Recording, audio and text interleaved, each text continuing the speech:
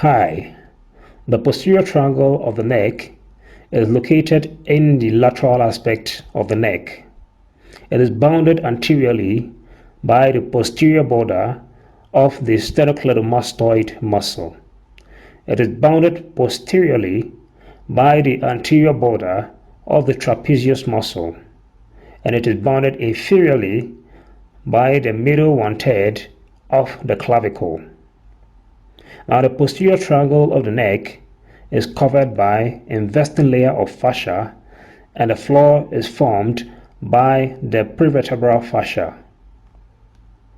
The posterior triangle of the neck contains many muscles which make up the borders of the floor in the area. Very important among these muscles is the omohyoid muscle.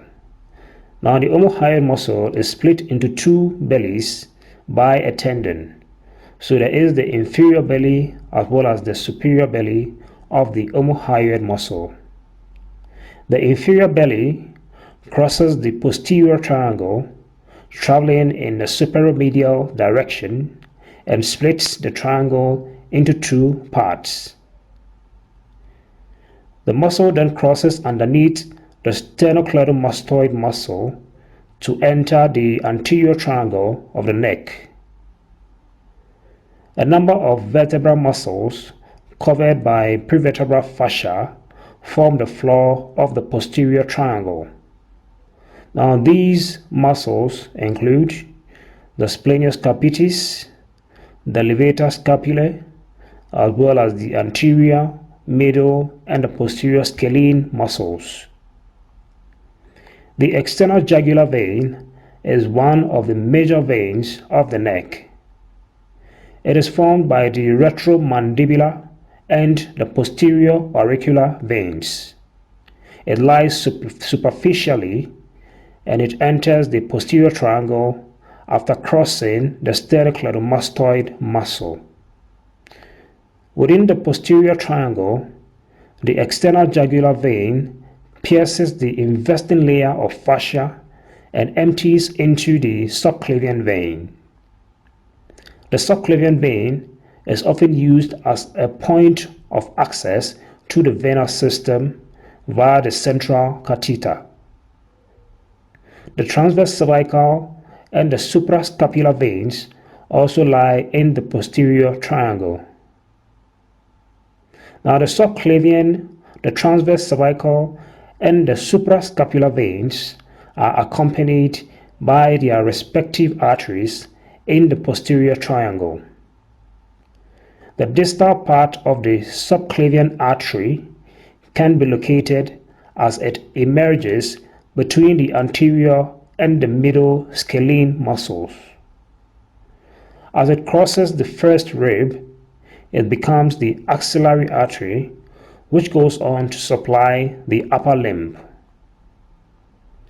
The accessory nerve, which is cranial nerve number 11, exits the cranial cavity, descends down the neck, and innervates the sternocleidomastoid and enters the posterior triangle.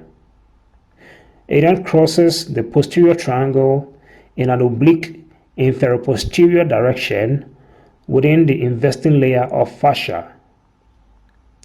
It lies relatively superficial in the posterior triangle, leaving it vulnerable to injury. The cervical plexus forms within the muscles of the floor of the posterior triangle. A major branch of this plexus is the phrenic nerve. Now, the phrenic nerve arises from the anterior division of the spinal nerve C3 to C5. It descends down the neck within the prevertebral fascia to innervate the diaphragm. Other branches of the cervical plexus innervate the vertebral muscles and provide cutaneous innervation to parts of the neck and the scalp. The trunk of the brachial plexus also crosses the floor of the posterior triangle. Now, the omohyoid muscle, like we said earlier on, splits the posterior triangle of the neck into two parts.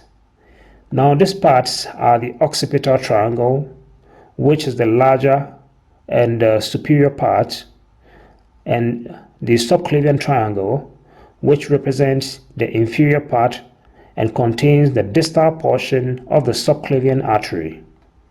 Thanks for watching. Please like this video and subscribe to the channel. More videos coming up. See you in the next one.